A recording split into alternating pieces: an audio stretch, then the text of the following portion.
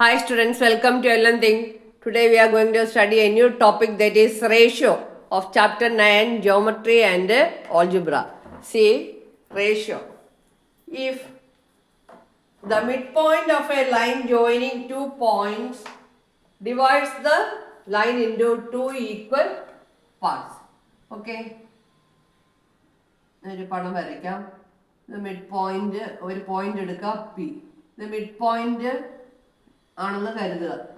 ഇവിടെ എ എന്നും ബി എന്നും mid point of the line joining two points divides the line into two equal parts. ശരിയല്ലേ? P mid point ആണെങ്കിൽ A പിയുടെ ലെങ്തും P ബിയുടെ ലെങ്തും എന്തായിരിക്കും? ഈക്വൽ ആയിരിക്കും അല്ലേ? അപ്പോൾ ഇവിടെ മൊത്തം രണ്ട് യൂണിറ്റ് ആണെങ്കിൽ എത്ര? 1ഉം 1ഉം. 4 യൂണിറ്റ്സ് ആണെങ്കിൽ 2ഉം 2. 6 യൂണിറ്റ്സ് ആണെങ്കിൽ 3ഉം 3. പക്ഷെ ഇതെല്ലാം റെഡ്യൂസ് ചെയ്ത് കഴിയുമ്പോൾ നമുക്ക് തീർച്ചയായിട്ടും കിട്ടുന്നത് ലീസ്റ്റ് ഫോം 1:1 തന്നെ. 2:2 റെഡ്യൂസ് ചെയ്യുമ്പോൾ 1:1. 3:3 റെഡ്യൂസ് ചെയ്യുമ്പോൾ 1:1. ഇതിപ്പോൾ മിഡ് പോയിന്റ് ആയതുകൊണ്ടാണ് റേഷ്യോ 1:1 എന്ന് വന്നത്. ഇനിയിപ്പോൾ നമ്മൾ വേറൊരു പടം വരച്ചാലോ? കുറച്ചുകൂടി നമുക്ക് ബി എ പി ഞാനിവിടെ എടുക്കുന്നത് somewhat near to A. This is 1 part and this is 2 part. What about the ratio? AP is to PB. AP is to PB equals AP is to PB equals 1:2. AP is, അല്ലെ നമുക്ക് എങ്ങനെ പറയാം? AP is മൊത്തം എത്ര? 1 + 2 3. 1/3 of AB. ശരിയല്ലേ? ABയുടെ 1/3 ഭാഗമാണ് AP. അതുപോലെ തന്നെ നമുക്ക് പി ബിയും പറയാം. പി ബി ബാക്കി എത്ര? 2 പാർട്ട്. മൊത്തം എത്ര? 3 പാർട്ട്. അപ്പൊ P B is 2/3 of A B. ശരിയല്ലേ? AP is to PB is 1:2. So AP is 1/3 of AB and PB is 2/3 of AB. So here the ratio is 1:2. ഇനി നമുക്ക് കോർഡിനേറ്റ്സ് തന്നിട്ടുണ്ടെങ്കിൽ, ഇപ്പം ഇതാണ്ട് എൻഡില് കോർഡിനേറ്റ്സ് തന്നിട്ടുണ്ടെന്ന് വിചാരിക്കാം. ഞാനിവിടെ 2 3 എന്നും ഇവിടെ 8 6 എന്നും മാർക്ക് ചെയ്യുന്നു. ഇവിടെ ഒരു പോയിന്റ് എടുക്കുന്നു. ഈ പോയിന്റ് നേരത്തെ അതേ പേര് കൊടുക്കുക, എ ബി പി. ഈ പോയിന്റിന്റെ കോർഡിനേറ്റ്സ് കണ്ടുപിടിക്കണം. ഇപ്പൊ റേഷ്യോ 1:2 ആണ്. ഇത് 1 പാർട്ട്, ഇത് 2 part. A P is to P B is 1:2. നമ്മൾ പിയുടെ കോർഡിനേറ്റ്സ് എങ്ങനെ കണ്ടുപിടിക്കും? പിയുടെ കോർഡിനേറ്റ്സ് എങ്ങനെ കണ്ടുപിടിക്കും? എങ്ങനെ കണ്ടുപിടിക്കുന്നത്? നമുക്കതിനായിട്ട് നമുക്കിപ്പോൾ ഒന്നും അറിയത്തില്ല, ശൂന്യമായിട്ട് ഇരിക്കുകയാണ്. അതാണ്ടേ എന്താ ഞാനിപ്പോൾ ഒരു എന്താ വരച്ച് ട്രയാങ്കിൾ വരച്ച് ഇങ്ങോട്ട് നേരെ അങ്ങ് വരയ്ക്കുക. ഇതുപോലെ നേരത്തെ കാണിച്ചു തന്നിട്ടുണ്ട് അല്ലേ? അപ്പം എന്താണ് ഈ ചെറിയ ട്രയാങ്കിളും വലിയ ട്രയാങ്കിളും എന്താണ്? They are similar. ഓക്കെ. അപ്പം 8 6 റേഷ്യോ 1:2. അപ്പം നമ്മളിത് എങ്ങനെ കണ്ടുപിടിക്കും? അതായത് ഇവിടെ എന്താണ് നോക്കിക്കേ, since this is parallel to X axis, ഇത് എക്സ് അക്ഷത്തിന് സമാന്തരമായതുകൊണ്ട് വൈ കോർഡിനേറ്റ് ഈക്വൽ ആയിരിക്കും. അപ്പം 3 എന്ന് കിട്ടും. നോക്കിക്കേ, parallel to y axis, y അക്ഷത്തിന് പാരലൽ ആയതുകൊണ്ട് അതിൻ്റെ എക്സ് കോർഡിനേറ്റ് ഈക്വൽ ആയിരിക്കും. അപ്പോൾ നമുക്ക് 8 3 എൻഡിൻ്റെ കോർഡിനേറ്റ്സ് കിട്ടി. അങ്ങനെയാണെങ്കിൽ ഈ മൊത്തം ഡിസ്റ്റൻസ് ഇവിടം തൊട്ട് ഇവിടം വരെയുള്ള ഡിസ്റ്റൻസ് എത്രയായിരിക്കും? 2ഉം 8ഉം തമ്മിലുള്ള difference that is 6. Difference from A to B. X coordinate difference is 8 minus 2 is 3. അപ്പൊ ഇവിടെ എത്ര യൂണിറ്റ് ആയി? ഈ ഹൈറ്റ് എന്ന് പറയുന്നത് 1ഉം ഈ ഹൈറ്റ് എത്ര? ഇവിടെ നോക്കിയേ, 6 minus 3 is 3. അപ്പം നമുക്കിത് എന്താ പറയാൻ പറ്റും? Hypotenuse of smaller triangle is 1/3 of the hypotenuse of the larger triangle. അങ്ങനെയാണ് ഓരോ സൈഡും എടുത്തിരിക്കുന്നത്. അങ്ങനെ നമുക്ക് ഈ പോയിന്റ് എത്രയായിരിക്കും? ഈ പോയിന്റ് എങ്ങനെയാ കണ്ടുപിടിക്കുന്നത്? റേഷ്യോ എത്ര? 1:2. അപ്പൊ AP is 1/3 of 1/3 of AB അല്ലേ? അപ്പൊ അങ്ങനെയാണെങ്കിൽ ഈ 6ന്റെ 1/3 കണ്ടാൽ പോരെ? മതിയാകും. ഡിസ്റ്റൻസ് 6ന്റെ 1/3 എന്ന് പറയുന്നത് എത്ര കിട്ടും? 2 കിട്ടും. അപ്പൊ ഇവിടെ തൊട്ട് ഇവിടെ വരെയുള്ള ഡിസ്റ്റൻസ് എന്ന് പറയുന്നത് 2 ആണ്. അങ്ങനെയാണെങ്കിൽ മനസ്സിലായല്ലോ, ഇവിടം വരെയുള്ള ഡിസ്റ്റൻസ് 2 ആണെങ്കിൽ നമുക്ക് ഈ കോർഡിനേറ്റ് എഴുതി കൂടെ? എത്ര ആയിരിക്കും? 2 + 2 4. Y coordinate equal 4 3. ഇവിടെ നോക്കിക്കേ, ഇനി പിയുടെ കോർഡിനേറ്റിൽ എത്തുക എന്നതാണ് നമ്മുടെ ലക്ഷ്യം. ഇവിടെ നോക്കിക്കേ, this line is parallel to പറയാം y axis. So x coordinate equal. അപ്പൊ ഈ 4 തന്നെ ആയിരിക്കും. ഇവിടെ 4 ആണെങ്കിൽ ഇവിടെയും 4 തന്നെ ആയിരിക്കും. ഇനി y കോർഡിനേറ്റ് ഇവിടെ 3, ഈ ഡിസ്റ്റൻസ് 1, 3 + 1 4. അങ്ങനെ നമുക്ക് പിയുടെ കോർഡിനേറ്റ്സ് എന്തെന്ന് കിട്ടും? 4 4 എന്ന് കിട്ടും. മനസ്സിലായോ? എപ്പോഴും ഇതുപോലത്തെ രീതി നമുക്ക് കണ്ടുപിടിച്ച് ചെയ്തുകൊണ്ടിരിക്കാൻ ബുദ്ധിമുട്ടാണല്ലേ? അപ്പൊ ഏതെങ്കിലും ഒരു ജനറൽ കൺക്ലൂഷൻ, ജനറൽ പ്രിൻസിപ്പിൾ നമ്മൾ എത്തിച്ചേർന്നേ പറ്റൂ. ആ പ്രിൻസിപ്പിൾ എന്താണെന്ന് നമുക്ക് നോക്കാം. ഈ ആൻസർ എങ്ങനെയാണ് കിട്ടിയത് നമുക്ക് നോക്കാം. ഇതെല്ലാം മായ്ച്ചിട്ട് ഞാൻ കാണിച്ചു തരാം. ആ പടം എടുത്ത് ഒന്നുകൂടി വരച്ചിട്ടുണ്ട്. പോയിന്റ്സ് എല്ലാം മാർക്ക് ചെയ്തിട്ടുണ്ട്. കോർഡിനേറ്റ്സും ഉണ്ട്. A23, P44, B86. They are in the ratio 1:2.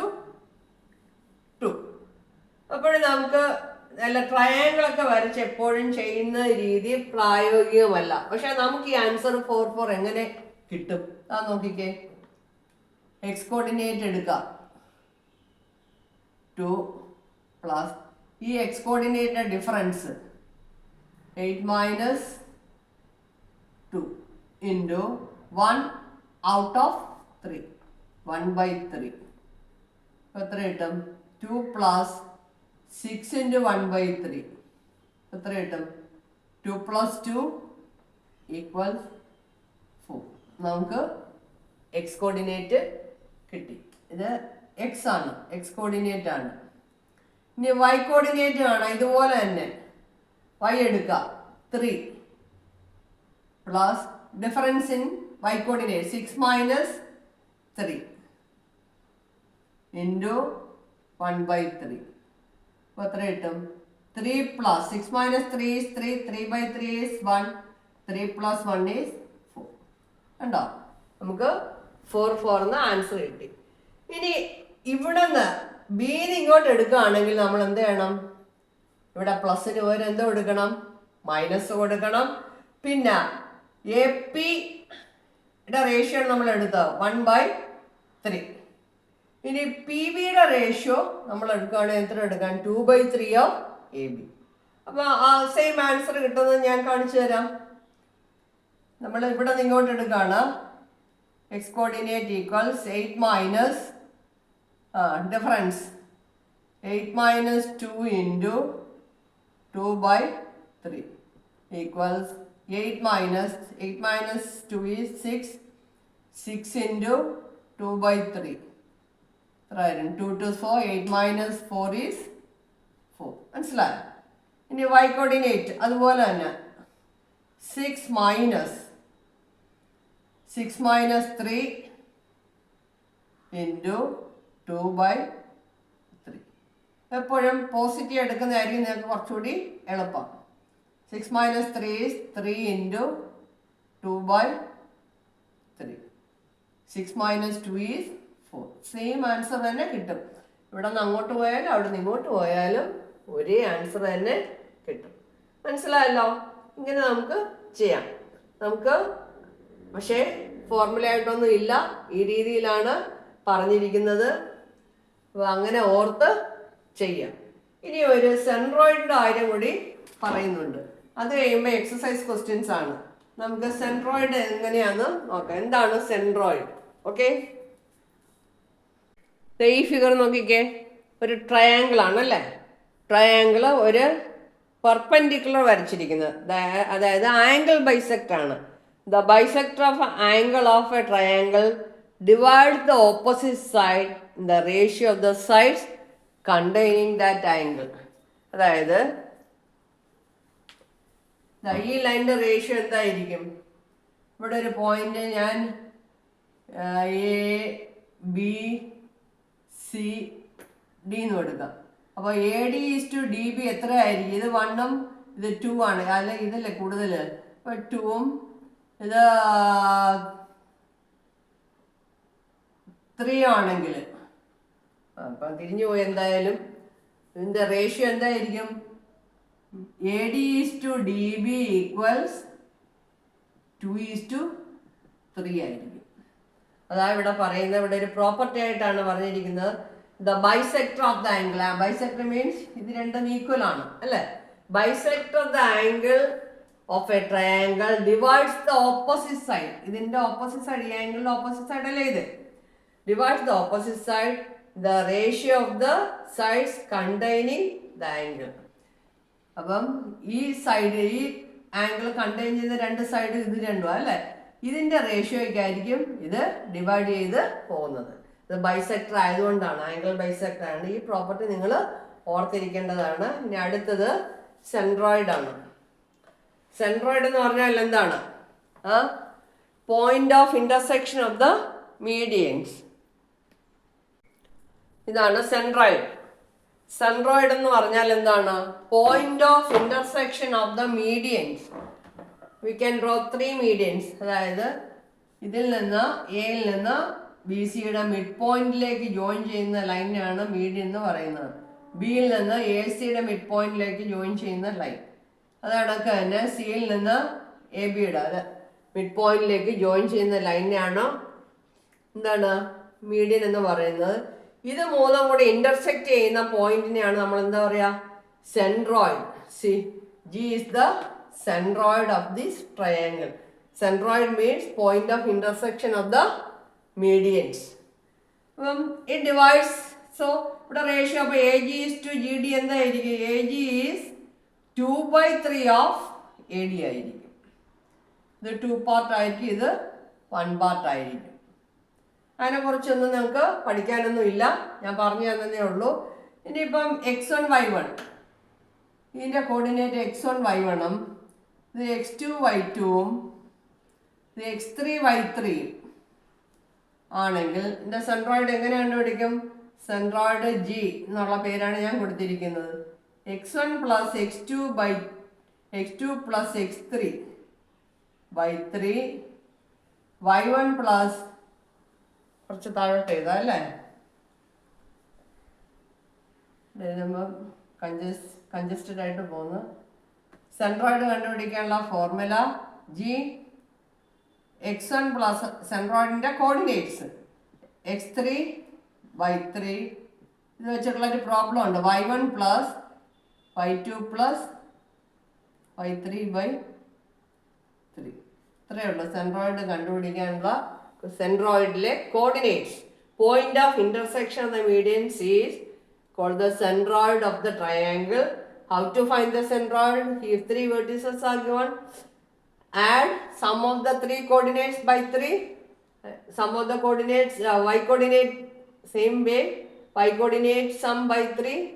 You will get the centroid. Appo centroid kandupidikan x1 + x2 + x3/3, y1 + y2 + y3/3. ഇത്രയേ ഉള്ളൂ. ഇനി അടുത്തത് എക്സസൈസ് ക്വസ്റ്റ്യൻസ് ആണ്. ഓക്കെ, മനസ്സിലായല്ലോ? Let me wind up. do the exercise questions in the next class. Okay, bye.